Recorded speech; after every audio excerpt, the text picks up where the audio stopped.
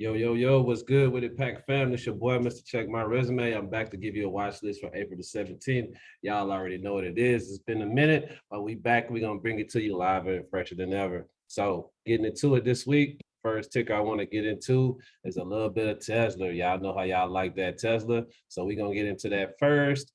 First off on Tesla, we're looking at a couple of setups here. First off, we're looking at inside 4-hour setup on the 4-hour, looking at a 212 potentially here above 185.39.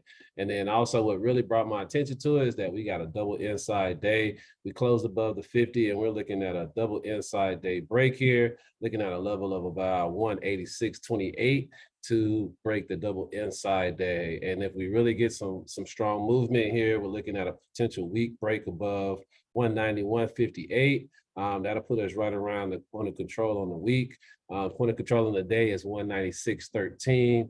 And again, with that, we're looking at a volume shelf here with the volume gap that should push us up around $190. And then if we get continued strength, I see levels of about 195 where we could potentially take Tesla. Thinking like a 10-point move, you've got a short-term opportunity as well as a potential weak break on Tesla. So that's the first one I want to point out today. The next one I want to get into, let's head over to industrials, take a look at Caterpillar. So looking at Caterpillar, we had a strong close to the end of the day Friday. We finished 2 up on the day, closed with a strong inside week. We are 2 down on the month. We're looking at potential 322 rolling into next month. So we may have an opportunity to take this one long. But first off, we gotta crack the week. So we're looking at a Chicago here, looking at a level of 225.83 to take the Chicago 312. To the upside, looking at some levels around 245 on Caterpillar for a move here to take it back to this broad information range with some continued strong movement going into next month. Maybe we get above this strong broad information level. But for this opportunity right here, I'm looking at a short-term move, maybe around the 240, 245 level. So that'll be what I'm looking at there on Caterpillar.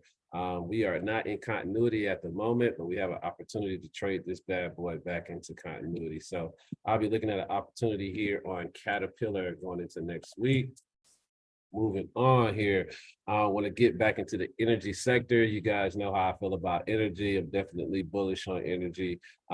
We had to gap up a couple of weeks back and we stayed inside last week. So we're looking at a potential inside week break going into next week. We closed the day 2 up last week, just below the broad information. We do have a 4-hour entry. I'm not looking at this alert, but we do have an entry here on the 4-hour, looking at a 212 above 116.10. But really what I'm eyeing is a potential weak break.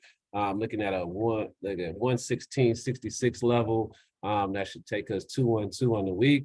And then I should be looking to push this one just above 120, 121 on XOM. And that one looks very nice to continue pushing up here through Q2.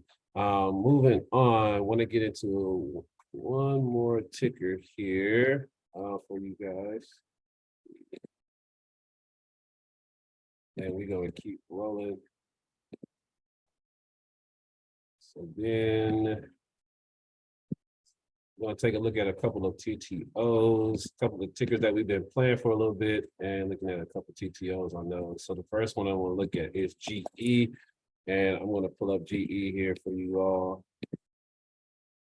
And with GE, this one we've been playing for, over a month now, actually probably close to 2 months.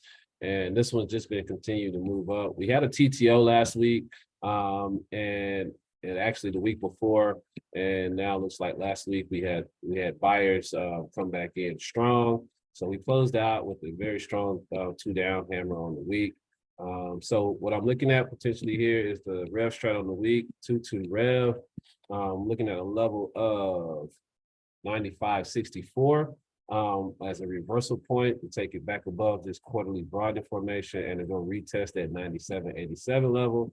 I do not have broad formations at that level, but I have a level of about 101, close to 102 as an overall target. But I'll be looking at this one conservatively because we've been running this one for a while. So not really looking to take too much off the underlying here. So I'll be looking conservative to take some profits on this one pretty quick off the move. So be looking at GE again to continue with the strip that is shown, man, for a while now. So this GE, man, this been a sneaky one that the pack's been in for a while.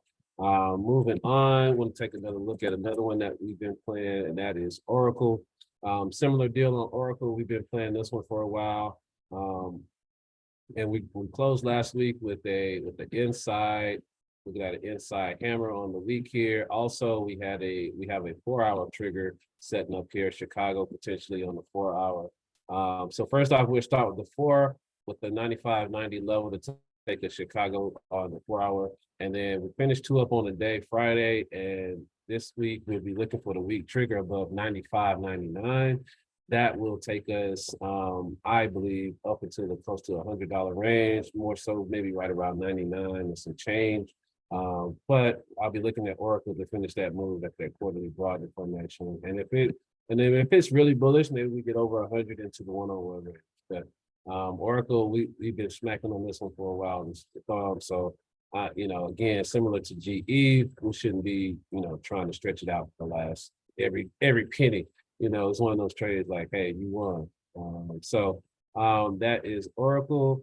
And that concludes my watch list for the week. If you want the full watch list, you're going to have to tap in with us with the Alphapack trading group. And I'll turn it back over to the bros. Have a great day, and I'll catch y'all on Monday. Peace.